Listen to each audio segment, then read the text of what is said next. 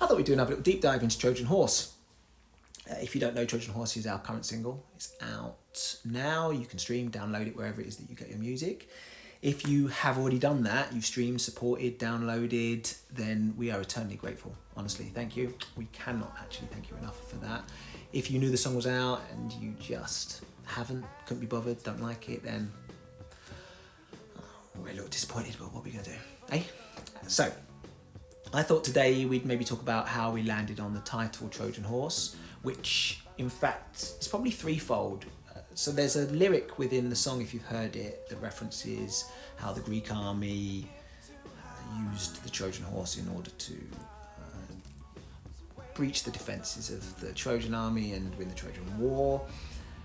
And we kind of use that as a metaphor for how you can use love in a way to disarm people's emotional defences, let's say, and then manipulate them in ways in which you want to. So there's that. Then when we were developing the concept of the album, and this is really where the title cemented itself, we decided that we wanted a narrative to run through. So there's a loose narrative that runs through the album that supplements the music. We wanted the album to be more than just songs, to be an experience that was well worth buying. And if you did, you'd want to listen to it again and again, and you'd find more with each listen.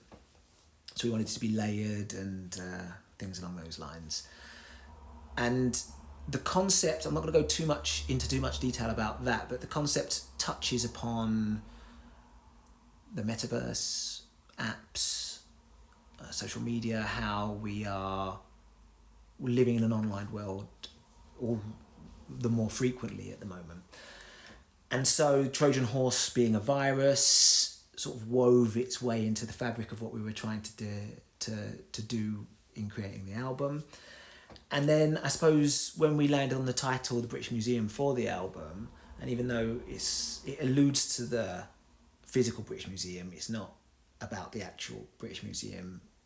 But when we landed on that title and we felt about all of the Greek artifacts that are in the British Museum, we felt that sort of Trojan Horse was a reference to that in a way as well. But yeah, I suppose the British Museum can be many things, and it'll be many things to different people. Musically, what would you put in the British Museum?